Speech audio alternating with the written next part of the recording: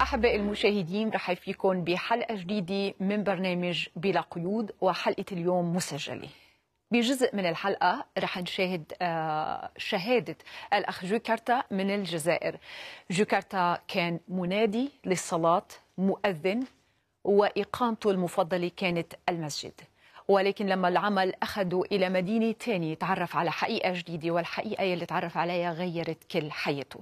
رح تستمعوا لشهادة الأخ جوكرتا خلال حلقة اليوم، يلي مثل ما قلت هي حلقة مسجلة، ولكن بنفس الوقت كل اللي عم يتابعونا اليوم إذا حابين يتصلوا، العاملين في خدمة قناة الحياة وفي خدمة الصلاة لبرنامج بلا قيود دايما بانتظاركم على الخطوط حتى يستقبلوا اتصالاتكم، يصلوا معكم ويسمعوا لكل احتياجاتكم.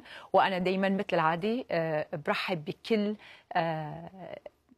آرائكم وتعليقاتكم على الحلقة على الويب سايت الخاص ببرنامج بلا قيود وعلى الفيسبوك.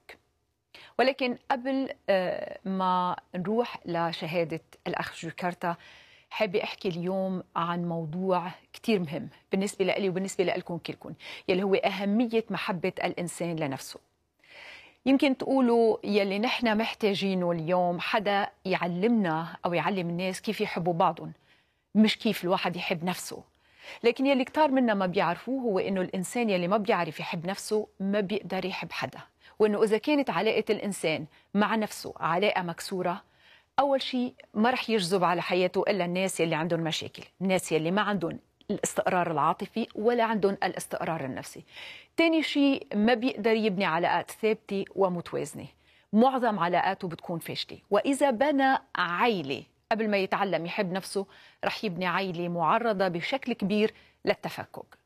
ما في حدا منا ما بيعرف شيء عن الحب، كل واحد منا عنده مفاهيم وأفكار عن الحب تعلمناها إما من أهلنا أو من اختباراتنا أو من الأفلام يلي بنحضرها أو حتى من مخيلتنا. المرأة مثلا بتشوف إنه إذا جوزها الزوج جاب لها ورد وهدايا يعني حبه إلها كتير كبير، ويا ويله إذا ما جاب، معناته لا رومانسي ولا بيعرف يحب. بينما بالعكس الرجال بيشوف إذا زوجته ما بذرت فلوسه مصرياته بتكون بتحبه. امك بتفكر اذا انت سمعت كلمتها وكسرت كلمه مرتك يعني انت بتحبها كثير. بالنسبه لحماتك ما بعرف اذا فيك تعمل اي شيء تتقنعها انك بتحبها.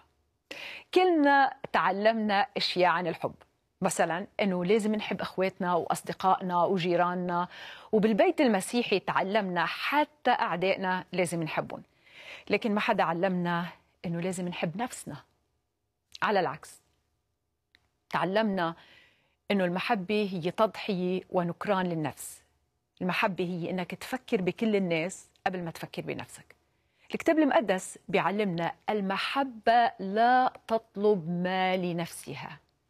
المسيح علمنا أعظم حب هو أن يضع أحد نفسه لأجل أحبائه. ولكن المسيح قالنا كل التعاليم، كل الوصايا، كل النبوءات فينا نختصرهن بوصيتين: تحب الرب إلهك من كل قلبك ومن كل نفسك ومن كل فكرك. هذه الوصية الأولى والعظمى. والثانية مثلها: تحب قريبك كنفسك. بهاتين الوصيتين يتعلق الناموس كله والأنبياء. الفكر الإلهي، مشيئة الله لحياتنا، كل التعاليم يلي بتعالج كل حياتنا وأمور حياتنا اليومية، أصغر تفاصيل حياتنا اليومية، المسيح اختصرهن بوصيتين: تحب الرب إلهك من كل قلبك ومن كل نفسك ومن كل فكرك، وتحب قريبك كنفسك. الجزء يلي رح أحكي عنه اليوم تحب قريبك كنفسك. كلنا سمعنا أغنية فيروز، كلنا بنعرفها: شايف البحر شو كبير، كبر البحر بحبك.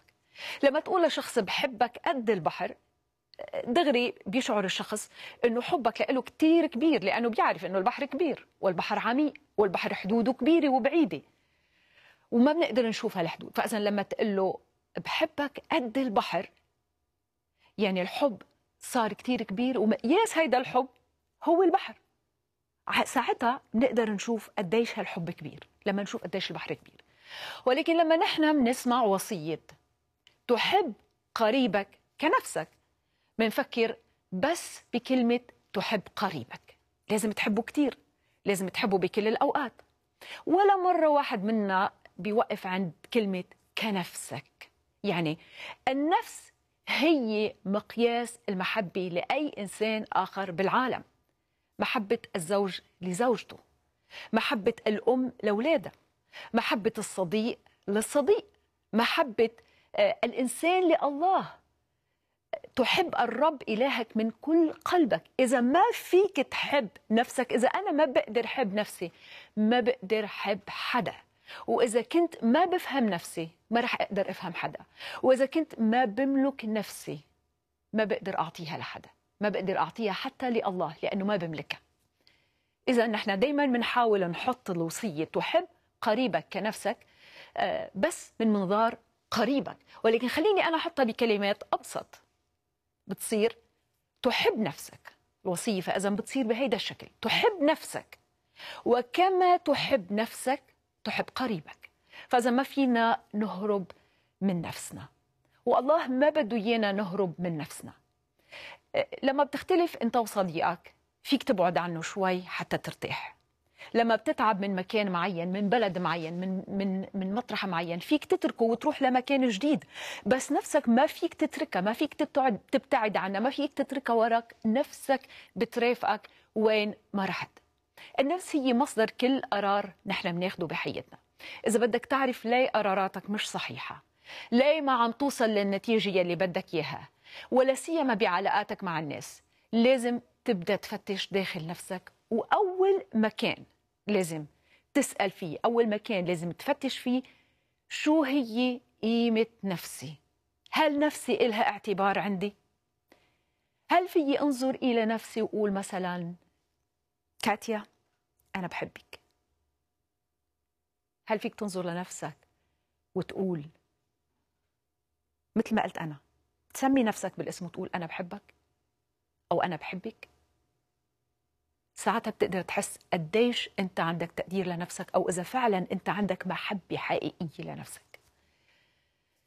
كلنا سمعنا هيدا التعبير، دايما بنسمعه، صرنا نسمعه كثير من علم النفس ومن الناس ومن التعليم الروحية: القيمة الذاتية. ولكن أنا عندي ثقة كاملة إنه ما حدا بيعرف شو يعني كلمة أو تعبير القيمة الذاتية. كلنا بنعرف قيمة الأشياء المادية، مثلا SUV رينج روفر من الشركة، دغري بقدر أفكر قديش قيمة هيدي السيارة كبيرة. يلي رح ركز عليه اليوم بشكل خاص: شو هي أهمية القيمة الذاتية؟ كيف بقدر أعرف أنا إنه أنا عندي إنه أنا شخص بقدر نفسي، أو إذا كانت نظرتي متدنية إلى نفسي؟ وشو الخطوات العملية يلي لازم أعملها حتى أبدأ أتغير، تصير أقدر أحب نفسي، أعمل علاقات ناجحة، وأعيش بفرح وسلام، وأقدر أحب قريبي بالطريقة الصحيحة؟ خليني أسألكم سؤال. إذا واحد منا ماشي بالطريق ولقى مثلا خاتم لقيته واقع بالطريق، شو بتعمل؟ اول شيء شو بتعمل؟ وبليز ما حدا يقول لي رح حاول فتش على صاحب الخاتم، لانه ما حدا منا رح يعمل هيدا الشيء دغري. اول شيء رح تعمله، رح تخبي الخاتم وتسكر ايدك عليه بقوه، لمجرد انك فكرت انه هيدا الخاتم يمكن تكون قيمته كبيره. وبمجرد ما تسمح لك الفرصه رح تحاول تعرف شو قيمه الخاتم. هل هو ذهب؟ هل هو فضة؟ هل هو معدن ثمين؟ هل هو تقليد؟ هل الحجر يلي فيه هو حجر تقليد، أو هل هو حجر ألماس؟ وبسبب قيمة الخاتم أو بحسب قيمة الخاتم رح تتعامل معه. يعني كل مصير هيدا الخاتم يلي أنت لقيت وجوده رح يتوقف على شغلة وحيدة: شو قيمة هيدا الخاتم؟ فإذا نحن منحب الأشياء يلي إلها قيمة. يعني ما فيك تحب نفسك إلا إذا نفسك إلها قيمة، إلا إذا عرفت شو قيمة نفسك، وإلا لما نفسك بيصير إلها عندك قيمة. نحن كمان منحدد مصير وجود كل شيء بحياتنا بحسب قيمته، وهيك نفسك كل مصيرها، وبالتالي كل وجودك وكل حياتك تتوقف على شغلة وحيدة: تقديرك لنفسك، قيمة نفسك. كيف نحن تعلمنا نقيم الأشياء؟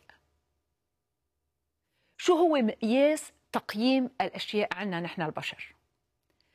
يبدو أنه كلنا تعلمنا أنه قيمة أي شيء تكمن أنه يكون خالي من العيب. شيء يلي ما فيه ولا عيب له قيمة، شيء يلي فيه عيب بتخف قيمته، وكل ما زادت العيوب كل ما خفت القيمة لحد ما تختفي القيمة كليا إذا كترت العيوب. يعني مثلا ذهب عيار 24 له قيمة أكثر من ذهب عيار 18. السيارة من الشركة لها قيمة أكثر من السيارة المستخدمة. التفاحة المضروبة ما لها قيمة. الصحن المكسور بنرميه. من زمان كانوا الناس يصلحوا أحذيتهم، اليوم إذا خرب الحذاء ما حدا بيصلحه، ما في وقت للتصليح، ما حدا بيصلح، كل الناس بيرموا. كل شيء في عيب الناس بيرموه لأنه ما عندهم له قيمة. فإذا قيمتك بتتوقف على قدي أنت شايف نفسك فيها عيوب أو فيها نقص. الصحن المرمي المكسور، الصحن المكسور مثل ما قلت نحن بنرميه لأنه في عيب، في نقص، ما فينا نستخدمه، وأهم شيء ما فينا نخلي الضيوف يشوفوه لأنه المكسور عيب. نفسك ما بتقدر تتخلص منها لأنه فيها عيب أو نقص، لكن يلي بيصير إنك بتخبي شعور العيب بداخلك، وكل ما كنت بين الناس بتحس حالك مثل الصحن المكسور ما لك قيمة. النبي داود بالكتاب المقدس كان ملك، أخبرنا الكتاب المقدس أنه كان ملك وكان محارب قوي، ولكن كان فاهم للنفس البشرية بشكل كتير كبير، وفاهم لعمق حركة النفس البشرية ومشاعرها، وكان أكثر شخص في الكتاب المقدس بيواجه مشاعره، بيواجه مشاعر الانكسار، انحناء النفس، انعدام القيمة الذاتية.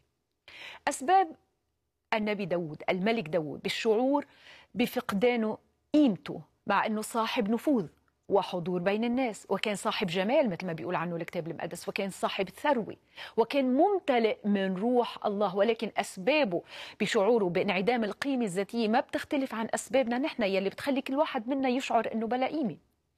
لما كان يرتكب الخطية كان يشعر أنه بلا قيمة. بيقول بمزمور 38: ليست في عظامي سلامة من جهة خطيتي. ما عادش حاسس بأي قيمة، ما في عندي أي صحة، ما في عندي أي سلامة أنا ولا شيء بسبب خطيتي. لما بشعر أنه عندي أعداء كتير، بيقول داود: صرت مثل إناء متلف، مثل الصحن المكسور. بيقول: صرت كآية لكثيرين.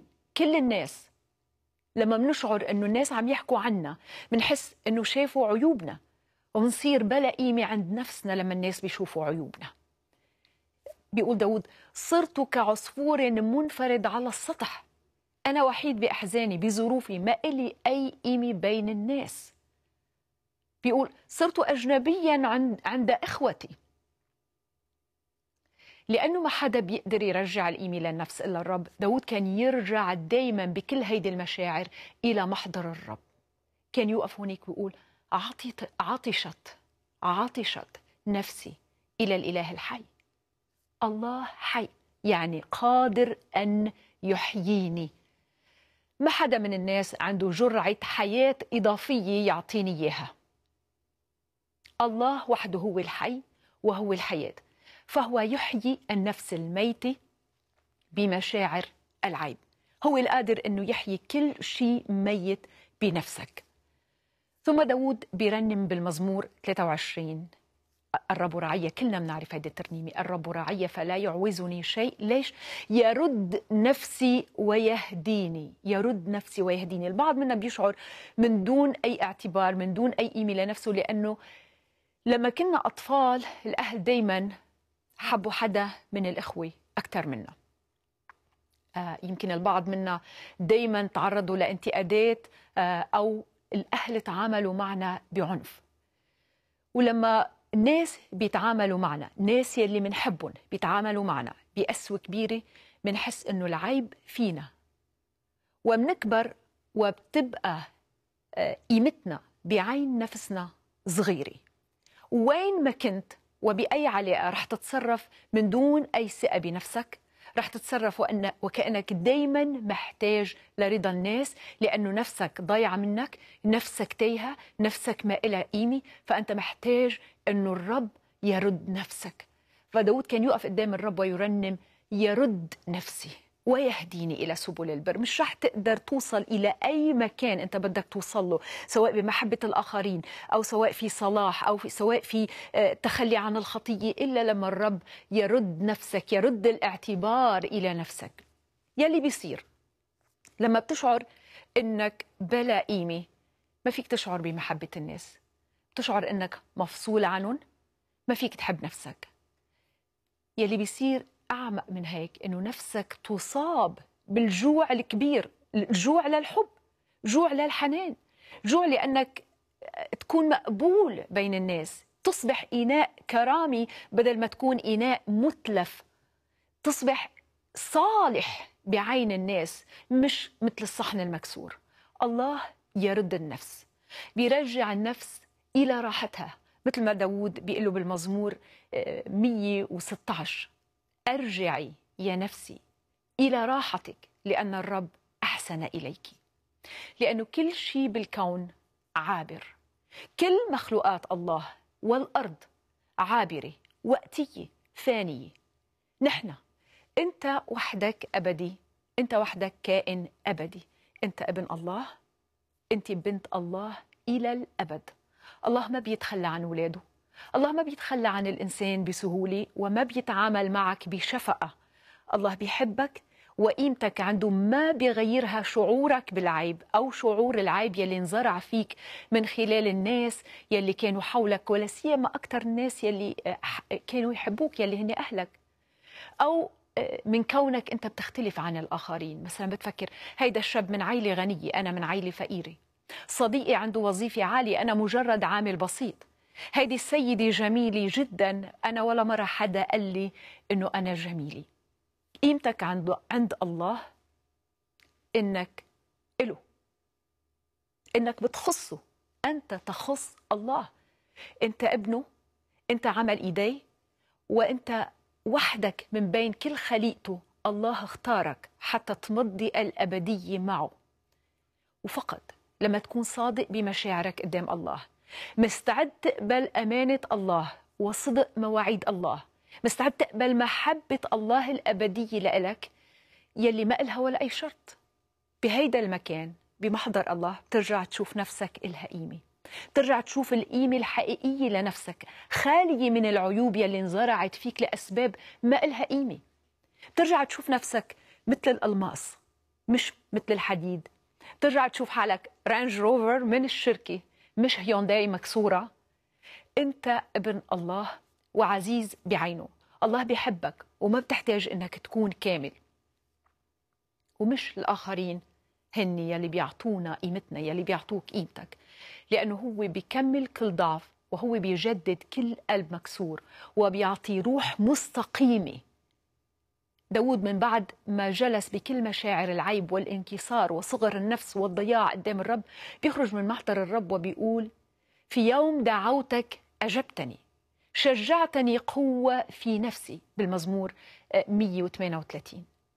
لما بتسترجع هيدي القيمة لنفسك وبتشوف إنك عند الله غالي، وبتعرف إنه فعلا فيك أشياء كتير كبيرة أنت ناسية أو متخلي عنها، تعرف إنه الآخرين كمان عند الله غاليين، مثل ما نفسك غالي الآخرين غاليين، مثل ما أنت عزيز الآخرين أعزاء عند الله.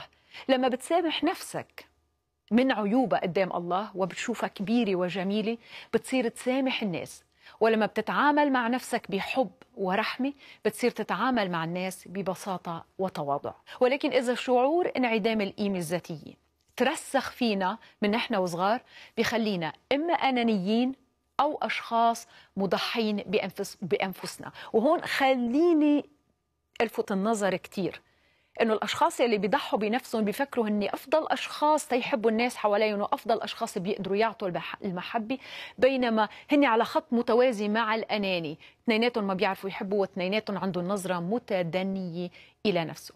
الأناني ما بيفرح بأي من علاقاته، ما عنده شعور بمحبة الآخرين له، ودائم الغضب، وعنده شعور دفين بالازدراء تجاه كل الناس.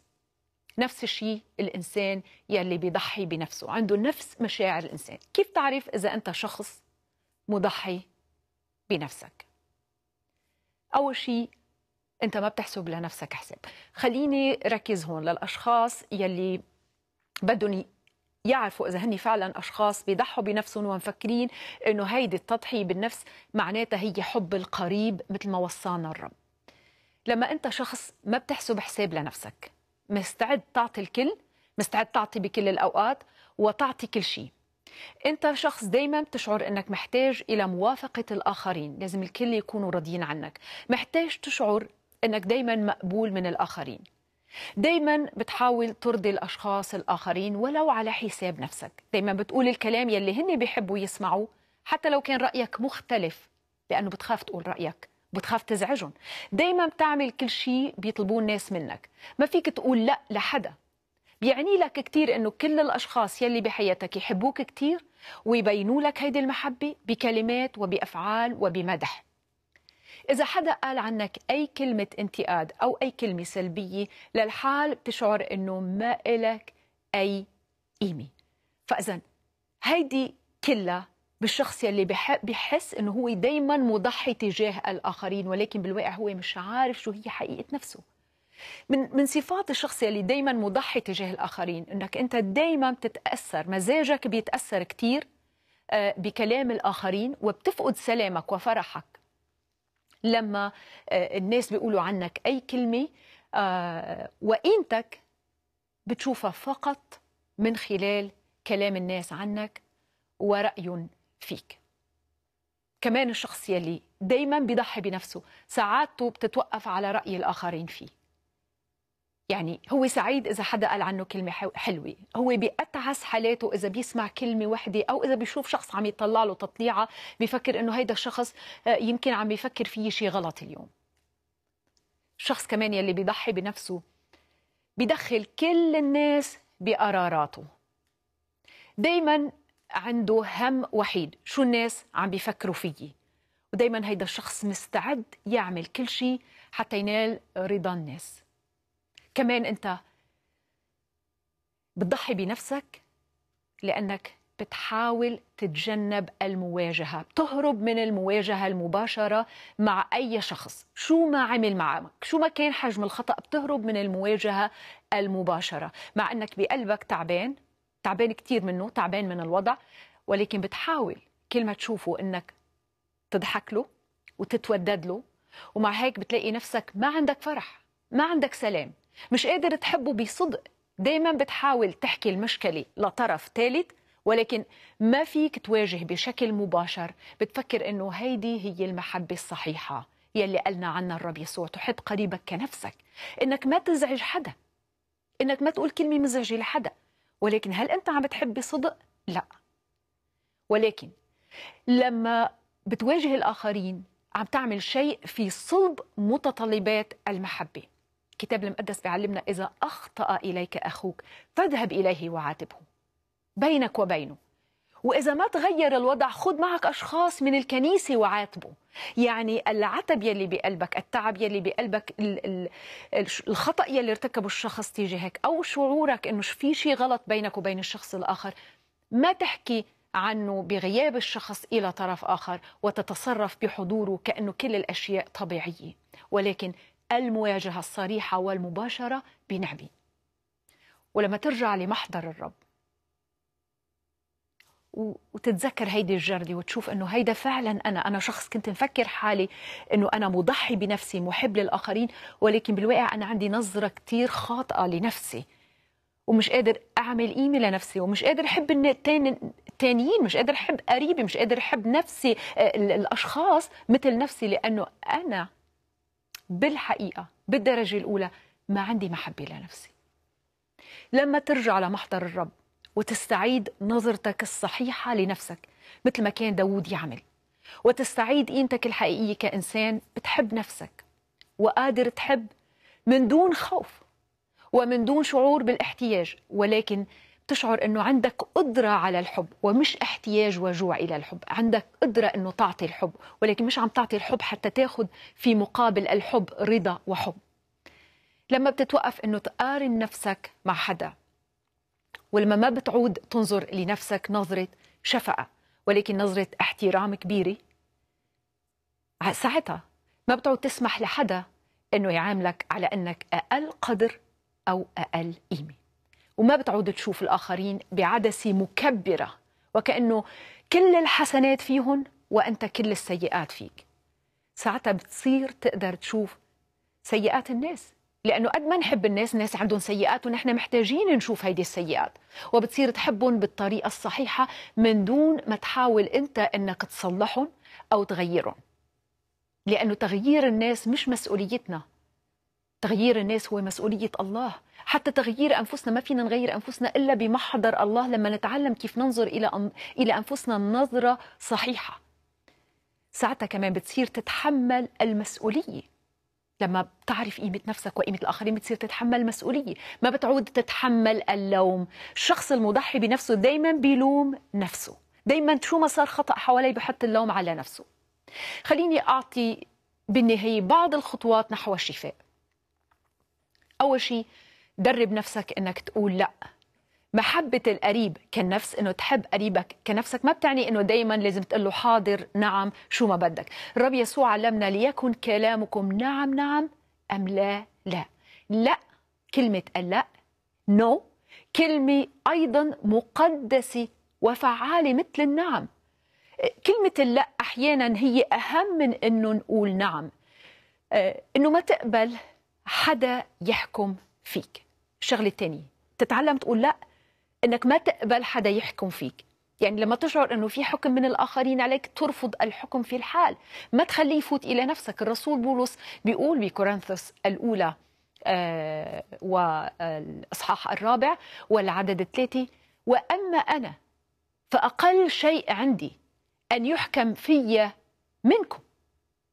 مع أنه الرسول بولس قال صرت أممي للأمميين ويهودي لليهوديين ويوناني لليونانيين، يعني تغير بحسب احتياج الناس. ولكن عندما يصل الأمر إلى حد أنه الناس يحكموا عليك أنك فيك عيوب وأنك غير صالح وأنك إناء مكسور، لا تقبل حكم الناس. أقل شيء عندي أن تحكم في، أن يحكم في بشر. ليه؟ لأنه أحكام الناس مش عادلة، أحكام الناس متعبة، وأحكام الناس إذا تبنيناها بتدمر حياتنا.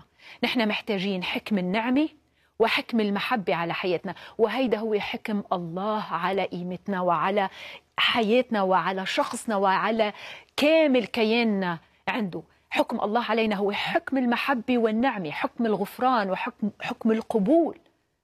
وهلأ أنت صرت تعرف أنك بالنسبة لله منك أبدا إناء مكسور، ما فيك عيب. صرت تعرف كيف تشوف أنماط السلوك الغلط يلي تشكلت فيك بسبب تعاملك مع نفسك إنك بلا قيمة. الكتاب المقدس بيعلمنا إنه ننسى ما هو وراء ونمتد إلى ما هو قدام. بالرسالة إلى أهل فيليبي الإصحاح 3 والعدد 13 بنشوف الرسول بولس بشجاعة بيقول: لست أحسب نفسي أنني قد أدركت، لكن أفعل شيئا واحدا، أنسى ما هو وراء وأمتد إلى ما هو قدام. في أشياء كتير بعد فينا نتعلمها، ولكن ما فينا نبقى بالماضي. هي أهم شغلة لازم نتعلمها اليوم. ما فينا نبقى بالماضي، ما فينا نبقى بالمكان نفسه كيف منشوف نفسنا إناء مكسور بلا قيمة. محتاجين أنه نتقدم ونمضي بشجاعة إلى فهم جديد لنفوسنا وعلاقة جديدة مع الله وعلاقة جديدة بمحبة واحترام مع نفسنا حتى نقدر نحب الآخرين كأنفسنا. وبالوقت الباقي من الحلقة رح تشوفوا تعاملات الله واختبار الأخ جوكرتا. Je m'appelle Jugurta Mixawi. Je suis né en Algérie. Je suis d'arrière-plan musulman. Je me suis grandi dans une famille musulmane pratiquante. Moi-même, j'étais musulman pratiquant, bien profond dans l'islam, au point de faire l'appel à la prière. Malgré mon jeune âge, à cette époque, j'avais 19 ans. Et j'étais au-dessus de imam, on appelle ça un mu'adhin. Donc, je fais l'appel à la prière dans la mosquée à haute parleur, donc toute la commune qui m'entend. Et ça a duré à peu près 2 ans. Quel âge tu as commencé à être intéressé à l'islam comme religion? Je commençais à intéresser à la religion musulmane à 19 ans. J'ai plongé sur la religion depuis l'âge de 19 ans. Et je commence à faire la prière là-bas, dans la mosquée, tout ça. Je me suis engagé dans les activités de la mosquée, de faire l'appel à la prière, comme il y avait pas, c'était le Ramadan, c'était le mois de Ramadan que j'ai commencé ça parce qu'il y avait pas on n'avait pas l'imam. Et il y a que moi qui est engagé à faire l'appel à la prière et à appeler à la prière, à appeler aussi à faire le adhan, comme on dit. Ouais. À faire le adhan pour les gens, pour que les gens ils s'arrêtent de manger ou commencer de manger. Et Tu as fait tout ça à l'âge de 19 ans. de 19 ans jusqu'à 22 ans, jusqu'à l'arrivée d'un imam. Parce qu'on on a fait des lettres et des lettres pour qu'il nous envoie un imam. Et donc, jusqu'à ce qu'à l'arrivée de l'imam. L'appel à la prière et faire l'azan, est-ce que t'as fait sentir spécial entre tes amis et entre les gens du village? Tu as senti que tu es quelqu'un qui est très spécial? J'étais vraiment, j'étais fier de le faire et j'attendais l'heure de prière avec une ambitieuse vraiment choquante. Au point j'ai tout concentré sur les activités de la mosquée et de faire l'appel à la prière. Donc j'ai jamais raté. Et ça a vraiment été important pour moi. C'était Pourquoi? Moi, je pensais que Dieu il m'aime et aussi je fais qu'est-ce qu'il me demande. J'ai les cinq piliers du Coran, donc de l'islam, donc je fais qu'est-ce qu'il me demande à pratiquer les 5 piliers ou aussi à essayer de gagner le paradis.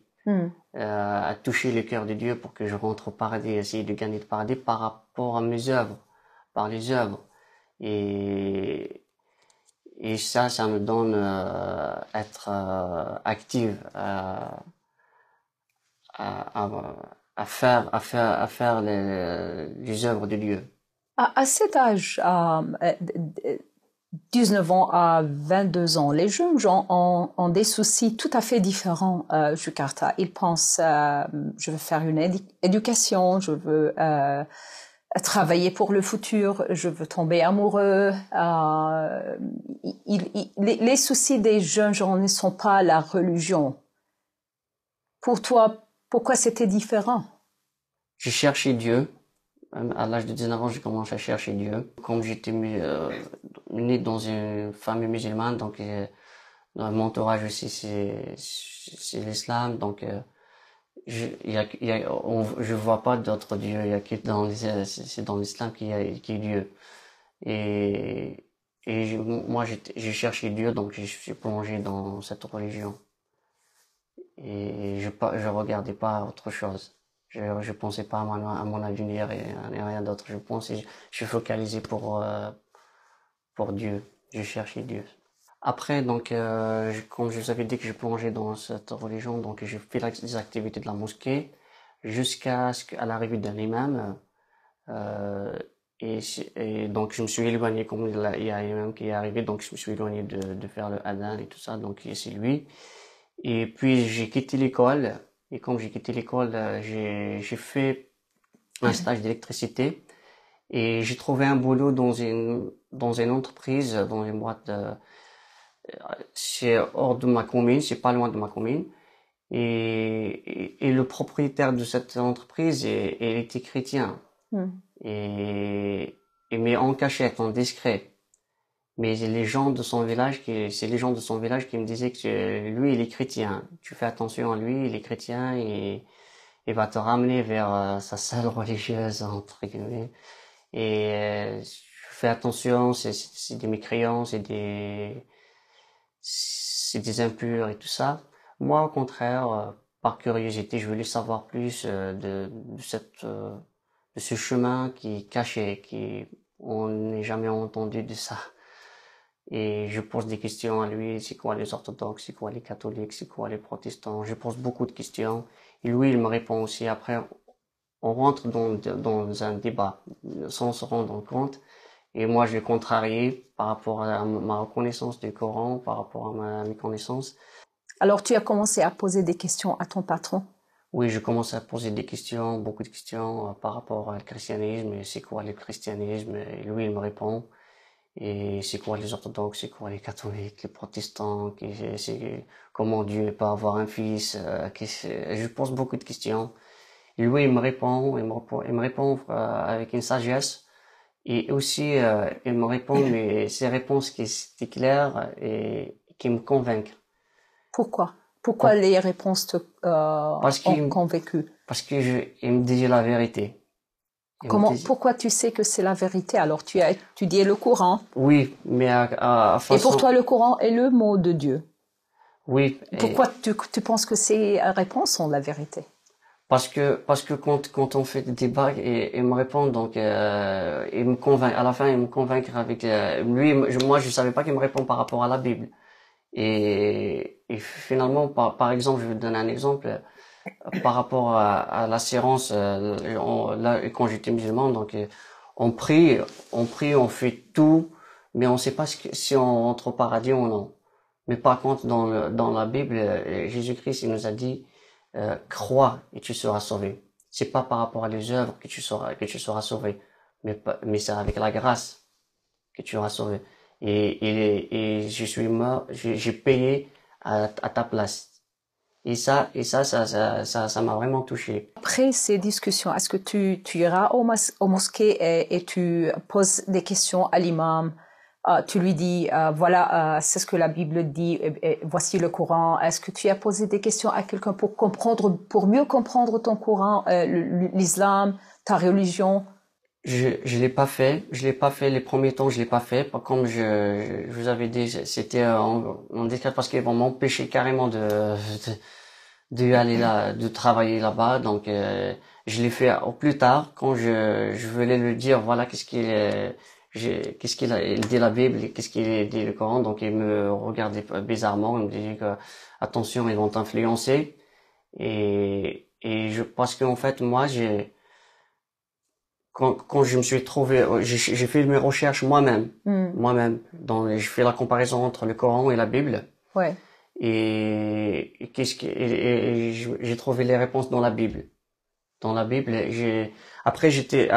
j'arrivais à un point que je me suis perturbé. Je sais pas quel chemin que je vais suivre. Et je demandais au Seigneur. Moi, j'ai confiance au Seigneur. Je sais qu'il existe. Mais je lui dis, Seigneur, montre-moi le chemin que je vais suivre. Je sais pas quel chemin. Et cette nuit-là, j'ai rêvé de Jésus-Christ qui venait vers moi avec des vêtements tellement blanches. Il est derrière lui une grande lumière. Il a tendu sa main et puis il est disparu. Et j'ai raconté ça pour le dirigeant. Je lui dis, voilà, Mohamed, voilà qu'est-ce que j'ai rêvé hier soir.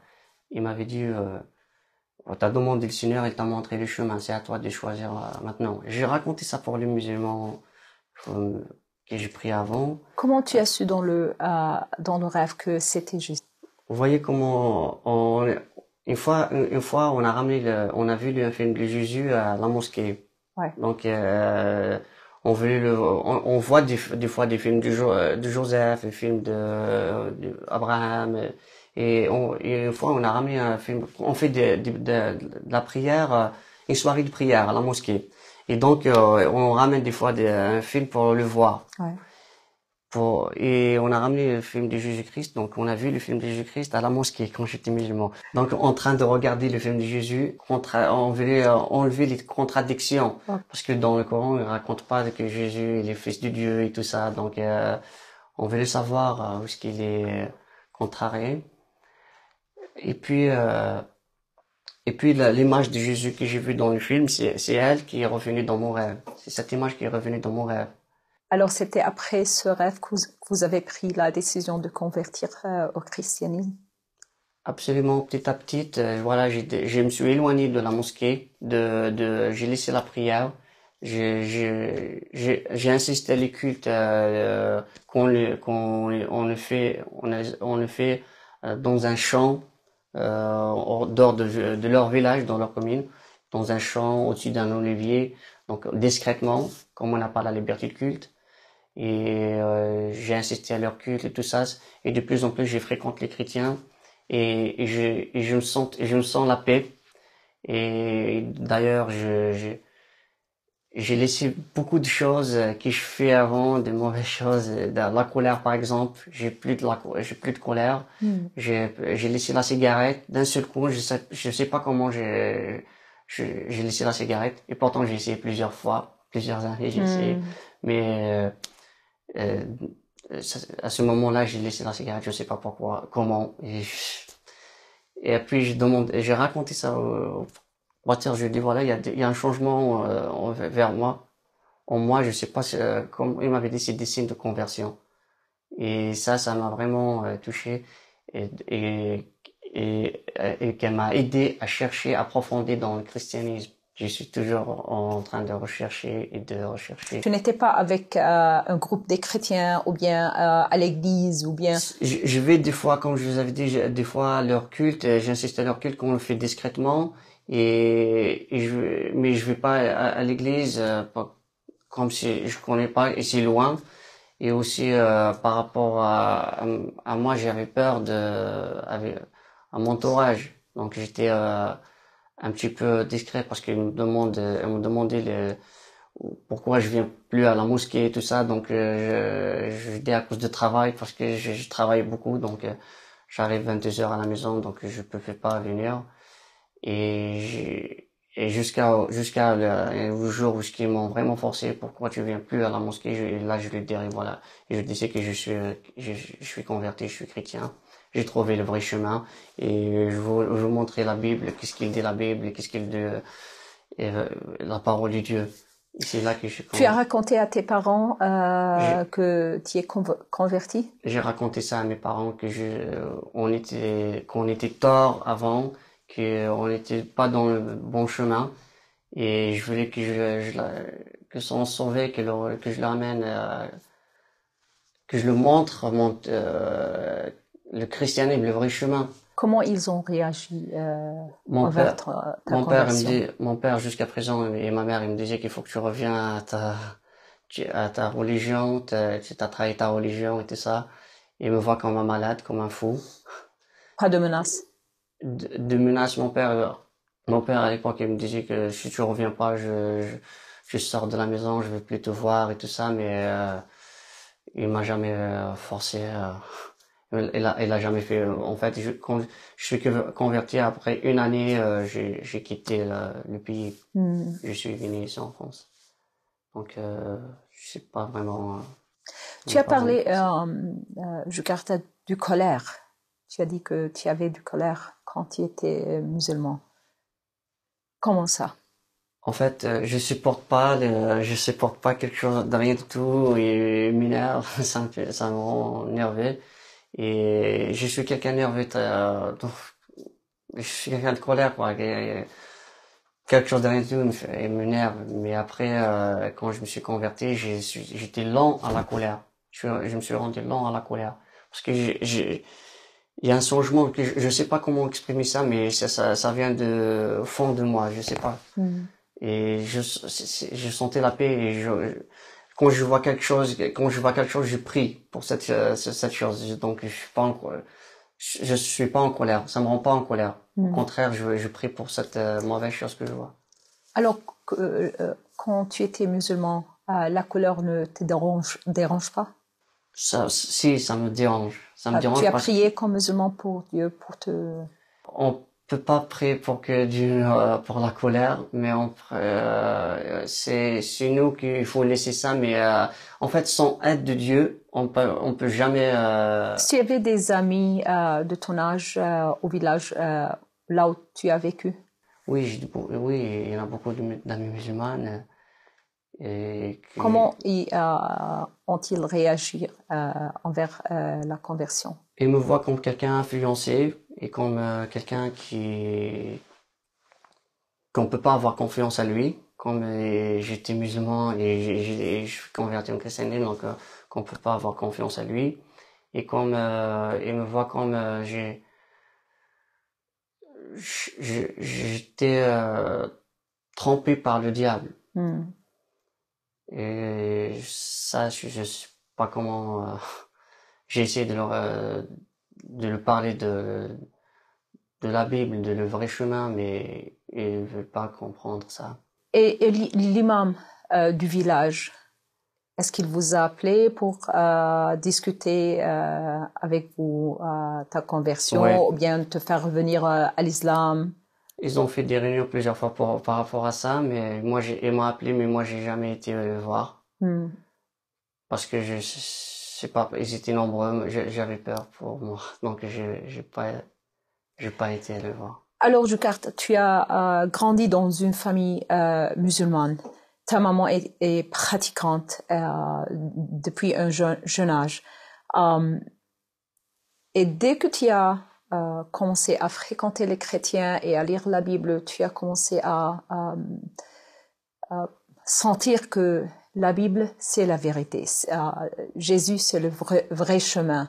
C'était très simple pour toi, pour quelqu'un qui a vécu des 5 années dans une mosquée, faire l'appel à la prière, étudier le Coran, faire le azan.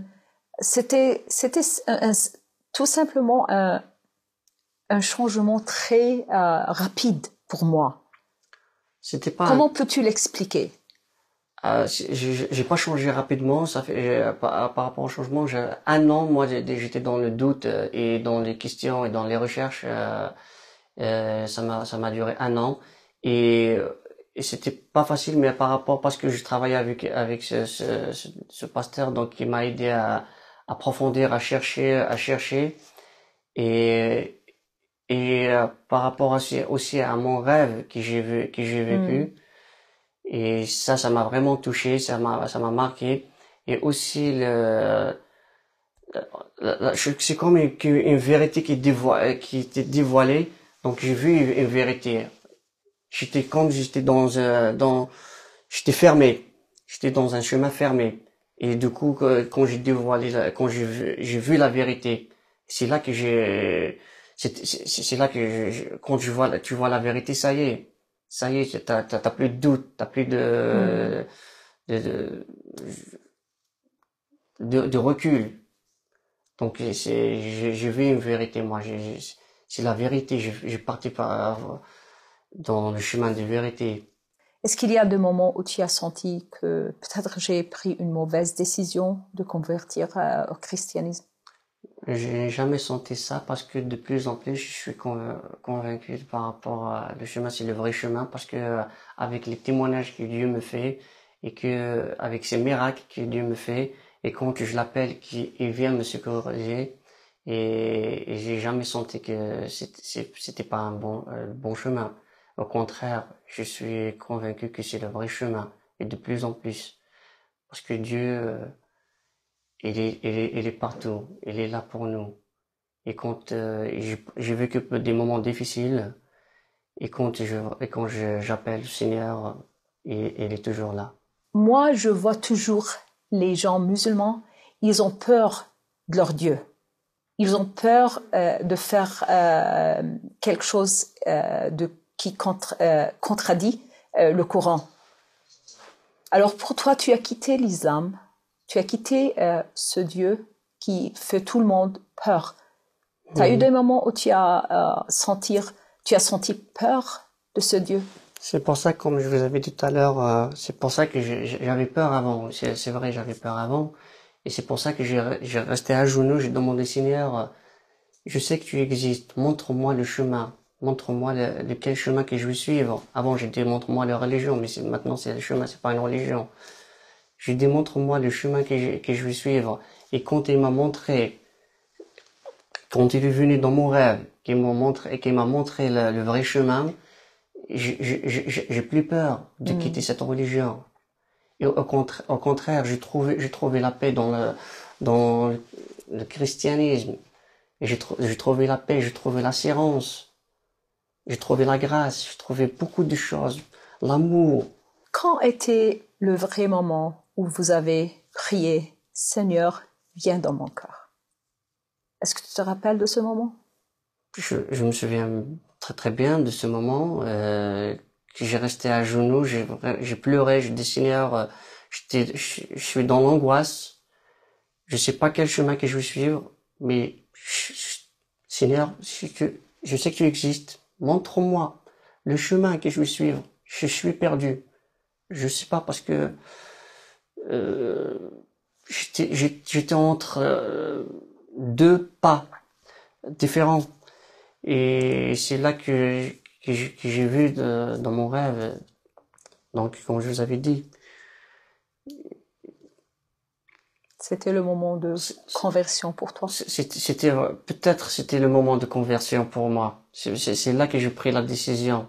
Mais je me suis convaincu enfin, petit à petit. Mais c'est là que j'ai pris une certaine décision de suivre le christianisme, de chercher vraiment dans cette religion, ce chemin. Avant que je sois musulman, donc par exemple, je vois les chrétiens comme des impurs, des mécréants et tout ça, donc je les détestais. Je les détestais, je les aime pas. Mais après, et là, je suis chrétien, je suis converti, je vois pas les musulmans comme ça. Je suis qu'est-ce qu'il me dit la Bible. Et Dieu, il dit, aimez les uns les autres, bénis ton ennemi. Et moi, je les aime bien. Et ça vient pas de moi, ça vient de Dieu. Et ça, c'est vraiment très fort. Il y a une grande différence entre être chrétien et être musulman. Tu as parlé un peu de la différence des comportements entre les chrétiens et les musulmans. Tu veux parler un petit peu de cela? Comment vous avez vu la différence? Comme je vous avais dit, donc on travaille ensemble avec ce monsieur qui s'appelle Mohamed. Donc au chemin, au boulot, donc dans les jours quand on travaille, il fréquente aussi ses amis c'est des chrétiens aussi, donc qui sont devenus mes amis plus tard. Et je vois comment ils réfléchissent, comment ils regardent les gens, comment ils respectent les gens. Et par exemple, une fois, on est pris un chemin avec sa voiture, et du coup, il y avait une femme voilée qui voulait traverser la rue, et il s'est arrêté. Il s'est arrêté et c'est nous de passer. Il s'est arrêté et il a laissé la dame passer. Je lui dis, Mohamed, pourquoi tu l'as laissé passer? C'est une femme voilée, c'est une musulmane. C'est elle, normalement, elle doit s'arrêter, c'est pas à nous. Il m'avait dit, moi, je le vois comme un être humain, comme une image de Dieu. Et je les respecte parce qu'il crie comme à l'image de Dieu, je les respecte parce que c'est un être humain. Je vois pas qu'il est voilé ou qu'il est mauvais ou qu'il a fait ça ou il a fait ça.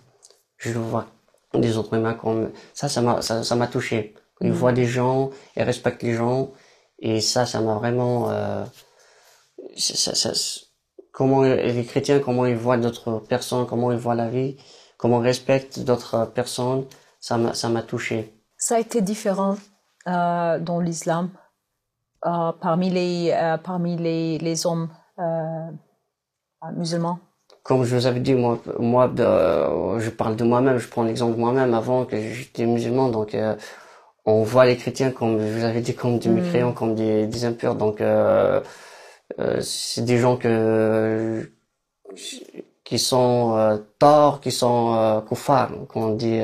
Il n'y a pas le respect pour les gens qui sont différents de vous. Je le respecte pas. Moi-même, je les respecte pas parce que c'est des gens qui détestés par Dieu. C'est des gens, Dieu les déteste. Donc moi-même, je les déteste. On est enseigné par ça. Et donc, comme Dieu les a rejetés, nous aussi, on les rejette. C'est tout à fait normal par rapport à nous.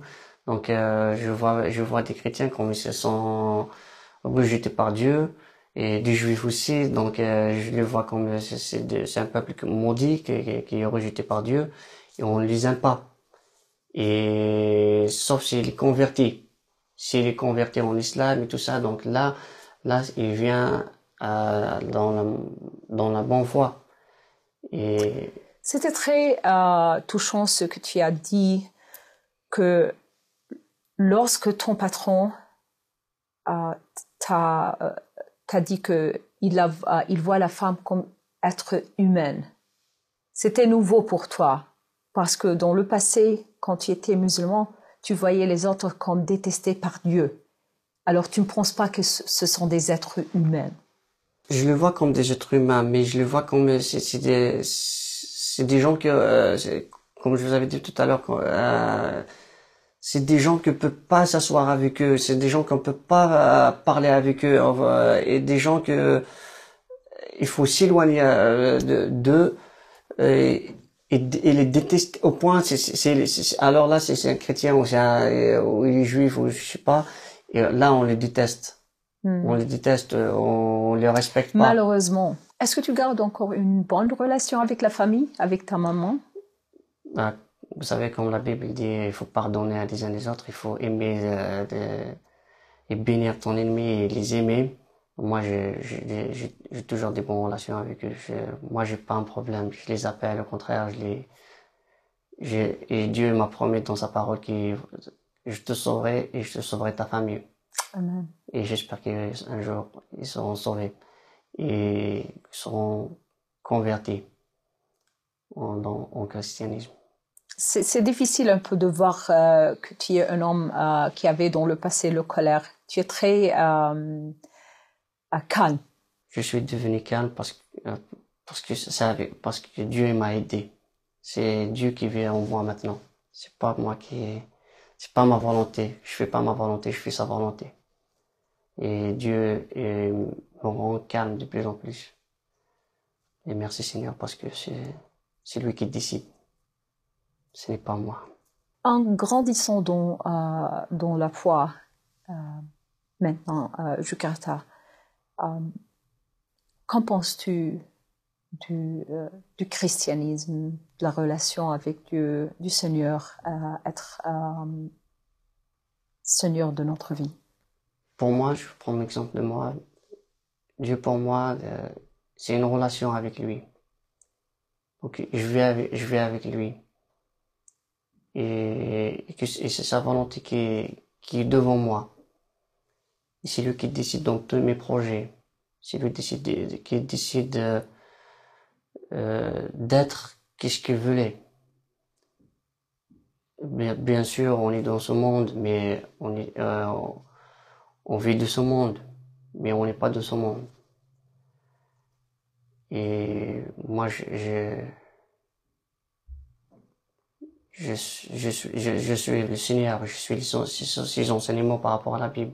Il y a un dernier message que tu veux envoyer aux jeunes gens qui vous voient. Moi, je prie le Seigneur.